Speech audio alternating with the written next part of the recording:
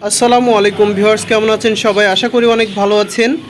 আজকে এই ভিডিওকে দেখাই দিব কোন কোন সার্কিটে আইসি ছাড়া চলে, কি আইসি ছাড়া সার্কিটগুলো আপনারা বিক্রয় করতে পারবেন সেই বিষয়ে আপনাদেরকে পুরো ধারণা এই ভিডিওতে আমি দিয়ে দিব। আপনি যদি আমার চ্যানেলে নতুন দর্শক হয়ে থাকেন তাহলে চ্যানেলটি সাবস্ক্রাইব করবেন। যদি ফেসবুক থেকে দেখে থাকেন তাহলে অবশ্যই পেজটিকে ফলো করবেন, লাইক করবেন আর অবশ্যই বেশি বেশি করে শেয়ার করবেন। আমাদের হাতে দুইটা সার্কিট দেখতে পাচ্ছেন। এই প্রথমে যে সার্কিটটি দেখতে পাচ্ছেন এর কিছু অংশ ভাঙা। এই যে সার্কিটের কিছু অংশ দেখেন ভাঙা। আপনি যদি মনে করেন যে এটা পুরোটাই ভাঙা, এটা কি চলবে? অবশ্যই চলবে। আপনি এখানে খেয়াল করার বিষয় হচ্ছে যে আপনার আইসিগুলোতে কোনো ধরনের স্পট আছে কি না, কোনো ধরনের খাম আছে কি না, ভাঙা আছে কি না, এইগুলো আপনি দেখে নেবেন।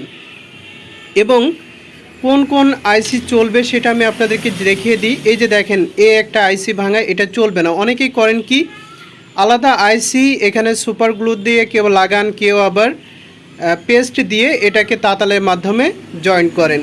তো এটা করতে পারেন, এগুলো করলে পারে সেই ক্ষেত্রেও নেওয়া যায়।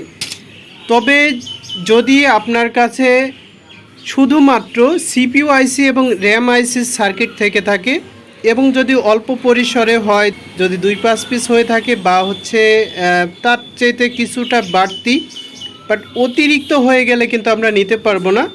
যদি অল্প পরিসরে হয় যে আপনার সিপিইউ আইসি আছে, র্যাম আছে, তাহলে অন্যান্য বাকি আইসি নাই, অনেক টেকনিশিয়ান আছেন, তো সেই ক্ষেত্রে আমরা নিতে পারবো। আর যদি ইএমএমসির আমরা আরেকটি কথা বলে রাখি যে ডিডিআরের ক্ষেত্রে কিন্তু অবশ্যই সমস্ত আইসি থাকতে হবে।